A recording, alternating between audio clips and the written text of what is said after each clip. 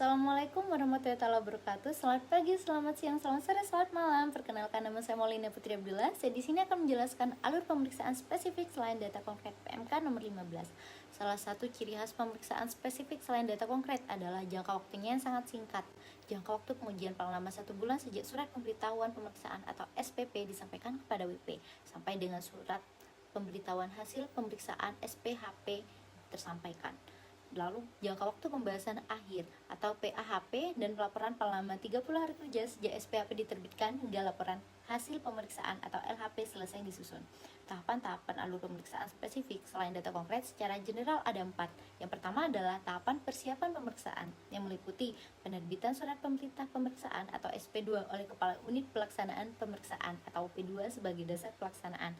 Dilanjut dengan penyusunan program pemeriksaan yang memuat satu atau beberapa pos atau kewajiban perpajakan spesifik yang akan diperiksa.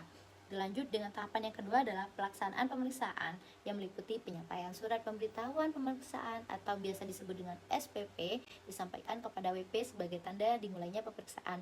Lalu pengujian atau permintaan dokumen yang berfokus pada pengujian spesifik sesuai ruang lingkup yang ditetapkan di awal. WP wajib memenuhi permintaan buku, catatan, dan atau dokumen yang relevan. Dalam pemeriksaan spesifik, pemeriksa tidak wajib melakukan prosedur pembahasan temuan sementara atau PTS. Hal ini mempercepat proses dan membatasi kesepakatan awal WP untuk memberikan klarifikasi mendalam sehingga WP harus proaktif pada tahapan pengujian. Dan tahapan yang ketiga adalah pembahasan hasil. Yang pertama meliputi penyampaian surat pemberitahuan hasil pemeriksaan atau SPHP setelah jangka waktu pengujian 1 bulan terakhir. Pemeriksa menyampaikan SPHP yang berisi hasil koreksi final jika ada. Lalu tanggapan wajib pajak yang diberi waktu paling lama 5 hari kerja untuk menyampaikan tanggapan tertulis atas SPHP. Lalu pembahasan hasil akhir pemeriksaan atau PAHP yang dilakukan pertemuan antara pemeriksa dan WP atau kuasa untuk mencapai kesepakatan atas temuan pemeriksaan. Hasil ini dituangkan dalam berita acara pembahasan akhir hasil pemeriksaan atau BAPAHP. Pengecualian penting dalam pemeriksaan spesifik, WP tidak memiliki hak untuk mengajukan pembahasan dengan tim Quality Assurance atau tim QA.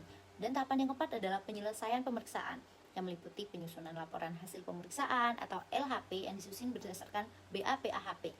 Lalu penerbitan surat ketetapan pajak atau SKP yang berdasarkan LHP.